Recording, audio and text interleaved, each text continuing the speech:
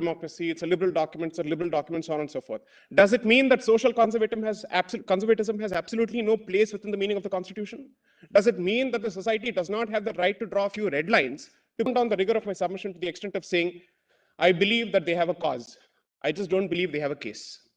I draw from Hindu law here that the purpose of marriage or the object of dampatya is a child, is procreation.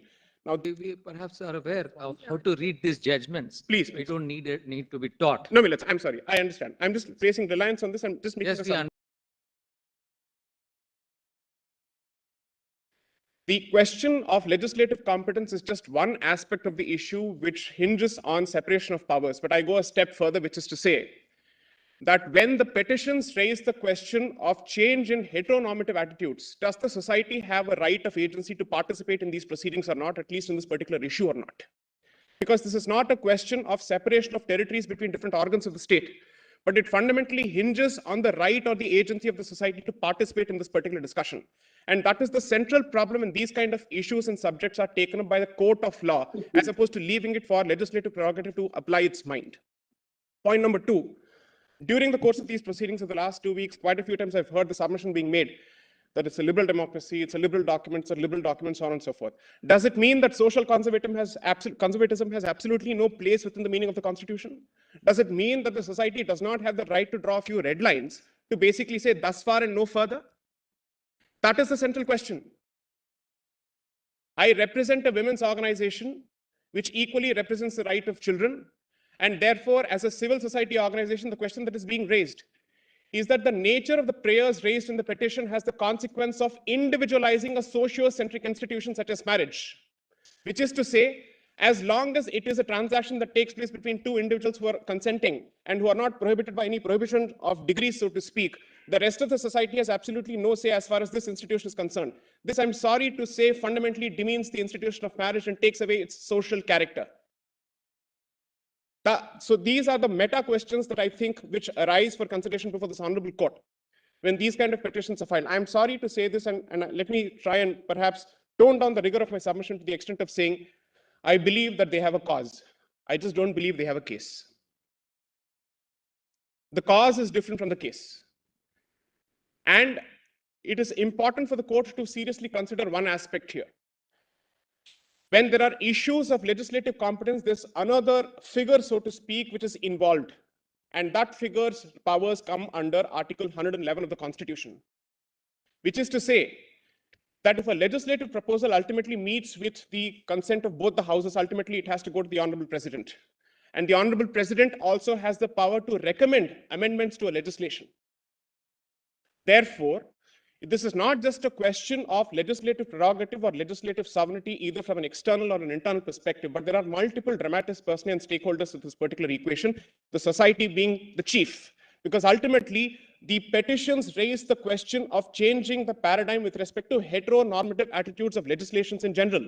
It is not just about the SMA. Plus, my lords, is not dealing with the religion-specific legislation here, it is the SMA, which means all the more the society's participation when it comes to the SMA is warranted, is mandated, is compulsory.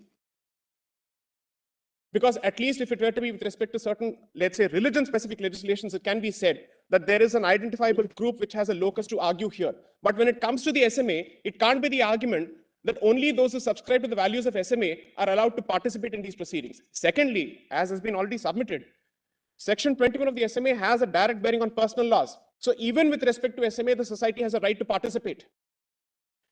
If I may say so, and I say this with the deepest of respect and the greatest of humility that I can command at this point, that the judicial mechanism cannot be a substitute to any of these steps, especially when it comes to such a serious issue. And I draw from Hindu law here that the purpose of marriage or the object of dampatya is a child, is procreation. Now, therefore, comes the central question with respect to all the permutations and combinations which my lords posed by way of circumstances. What happens to a single child? What happens to a single parent? What happens if it's a homosexual single parent? So on and so forth. Allow me to answer this question in a slightly different fashion. Public morality is decided by normative attitudes. The norm is decided primarily by the mainstream. This is not a majoritarian argument. This is a statement of fact in a democracy. Point number two. when normative attitudes are sought to be revisited, to say that those who constitute the norm don't get to participate in this discussion because that particular process and that particular, let's say, dance of democracy is sought to be circumvented by using the instrumentality of the court to secure a certain outcome, I'm sorry to say, defeats the purpose of advocacy. Those who are interested in convincing the society are expected to engage with the rest of the society to make good their cause. The judiciary cannot be a substitute to this particular process, because then that effectively replaces societal cogitation with, I'm sorry to use the words, judicial paternalism. That can't happen. 3,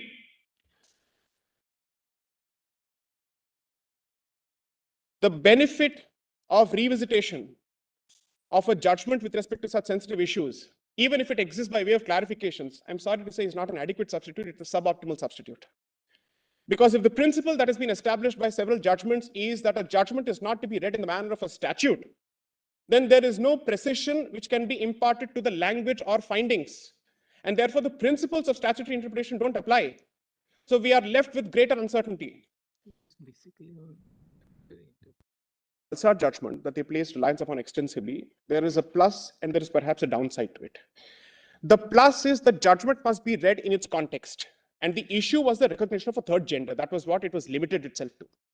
And therefore, to extrapolate the findings of the particular judgment, which primarily concerned itself with self-perception, self-identification in the context of gender identity, to extend it to a marital transaction or a marriage-like transaction is to read a judgment for what it is not. Secondly, there are only 3 places. I think we perhaps are aware of how to read these judgments. Please. We don't need to be taught. No, Millets, I'm sorry. I understand. I'm just placing reliance on this. I'm just making Yes, we understand that these are contexts. Please. Whether they're analogies or not is up to us. My lords, please, Millets. I'm grateful. The second point is, in fact, on a closer reading of this particular judgment, certain inconsistencies emerge between the 2 opinions of the very same bench in terms of what constitutes sexual orientation, what constitutes gender identity. Now, that is natural because there is a discussion that's going on there. It is not to be read in the same manner as a statute. In fact, therefore, the judgment, which doesn't exactly help their position, also points to a certain problem with respect to judicial revisitation of some of these aspects. And the judgment of Arun Kumar of the Madras High Court is actually in the teeth of the submissions being made here, which is to say narrow language being expanded through judicial interpretation contrary to legislative intent and history, is to rewrite legislative history, and judicial reinscription, which is retrospective in nature, may not be exactly permissible. That's one. Then, Millards, the submission with respect to international law, all the general instruments apart, the Yogyakarta principle, specifically clause 24.e, specifically leaves it to countries to decide if they wish to have recognition with respect to marital unions. So it's not as if there is some kind of a binding precedent here, or there's no international instrument that says that you shall.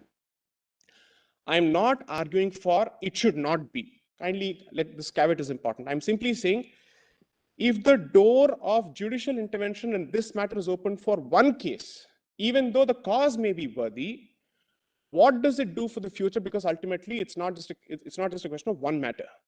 It's a question of the future as well. So therefore, there are specific aspects that relate to the issue in question, and there are general aspects that relate to the separation of powers and societal participation that go well beyond this matter. In light of this, my lords, my only humble submission is that there are other issues to be dealt with, and allow me to just point this out and use this particular forum to advocate only one aspect. Having actually engaged with certain transgender activists and also having worked with them, I know for a fact that one of their biggest problems is trafficking, them being pushed into prostitution, them not having legitimate livelihoods. I am not reducing or dismissing anybody's concerns with respect to what is their priority. Let me clarify that. I'm not making that submission at all. But these are certain Maslow's needs which have to be completed first and which have to be addressed first before we get to the next step. That's all I have to submit. I'm so grateful for the kind, please, it's great, deeply obliged. Now, Mr.